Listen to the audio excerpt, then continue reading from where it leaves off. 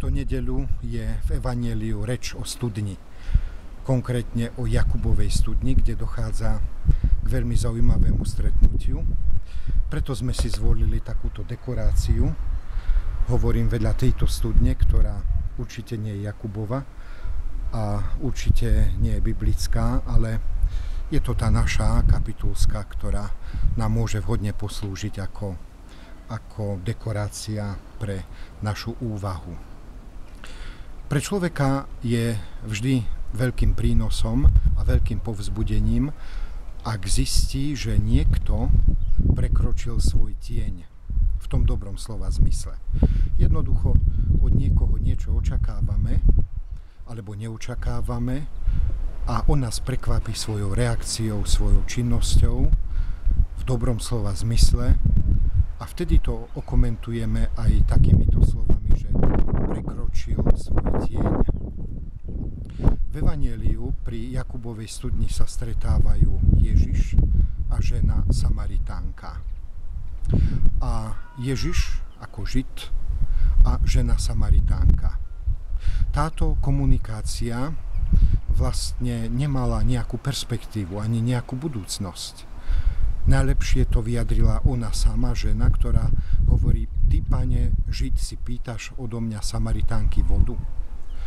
Tým naznačila mnohé, že komunikácia Žid a Samaritánka nemala budúcnosť. Lenže v krátkom čase zisťujeme, samozrejme pod vplyvom Ježiša, že tento vzťah prekročil svoj tieň. Už nie vzťah Žid a Samaritánka, ale vzťah Ježiš, Boží syn, a žena, osoba, ktorá túži po osviežení. A nielen po telesnom, ale aj po duchovnom, pretože Ježiš jej povedal: mal si toľkých mužov a ten, s ktorým žiješ teraz, nie je tvojim mužom. Aj ona potrebovala občerstvenie. Vidíme, ako pekne sa vyprofiloval tento vzťah. Žid a Samaritánka, to nemalo budúcnosť. Ale Ježiš a osoba, ktorá túži po pokrme, po nápoji, ktorý oživí zvnútra, to je vždy aktuálne. Čo to znamená? Napríklad aj to, že by sme sa vždy mali pokúsiť prekročiť svoj tieň vo vzťahu k Bohu. Niekedy svoju vieru prežívame akoby tak úradnícky, miesto toho, aby sme si uvedomili, že potrebujeme zvnútra prežiariť svoje konanie, svoje slova, svoju existenciu pod vplyvom Božieho slova a iných milostí Eucharistie, ktoré prijímame vo svojom živote.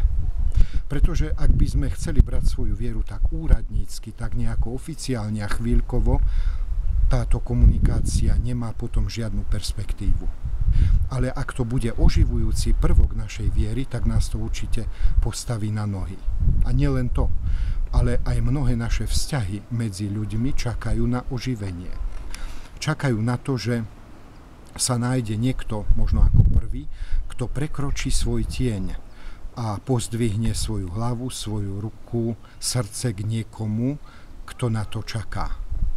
Ale to dosiahneme len vtedy, keď my vo svojom srdci prekročíme svoj tieň vo vzťahu k Bohu aj k blížnemu a potom naša viera prinesie veľké ovocie.